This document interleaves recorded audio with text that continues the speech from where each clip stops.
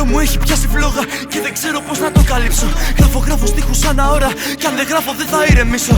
Μεταφράζω σκέψεις στο μελάνι, δίνομαι σ' αυτό δεν πάω πίσω. Σκοπός μου κι άπιος να το απολαμβάνει όταν το σάπιο κόσμο ρε αυτό να αφήσω. Για τα αδέρφια σηκώνω τα βάρη και θα βαρέσω κάθε πέναλτι. Πείτε στο post να πάρει χαμπάρι πως θα μείνουν όλοι τόσα πένταροι. Θα τα καταφέρουμε και το φωνάζω και θα πάρω ένα στούντιο στο πάνω. Έχω νεύρα μα δεν τα ταράζω. Είμαστε ομάδα τώρα μα και κάτσω. Μα και κάτσω, είμαστε ομάδα. Οι νεανίες μέσα στην Ελλάδα. 18 χρονών παιδιά που έχουν εμπειρία σαν να τα 30.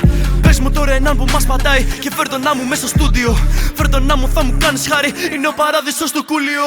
Κάνω βόλτες μες στην πίλωτη και με τα νεύρα μου όλο φλερτάρω. Κοιτάω τον τοίχο θέλω να το σπάσω, μα τις σκέψεις μου καλμάρω. Γράφω στίχους για να ηρεμήσω κι όλο νευριάζω παραπάνω.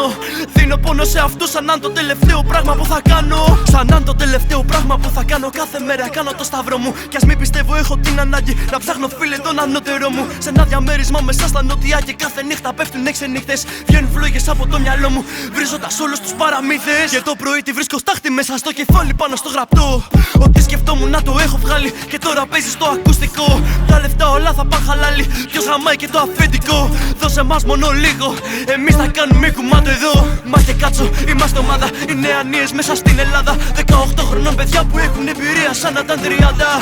Μελετάω κάθε τρόπο να τους γαμίσω και να φάω το πρώτο. Ένα κρού, μια ομάδα φωτιά, φτιαγμένα βήματα δεν παίζω λότο. Κάθε βήμα είναι σχεδιασμένο και έχει χαρακτήρα πάνω στο μάρμαρο. Όχι δεν τους περιμένω αν θέλεις να μας στάσεις, έλα εδώ και κάνε τάμα μπρο. Ποιος είναι ο καλύτερος newcomer, πλέον δεν τίθεται ούτε ζήτημα. Ακόμα όμως είμαστε στο 10 και αυτό είναι μόνο το ξεκίνημα.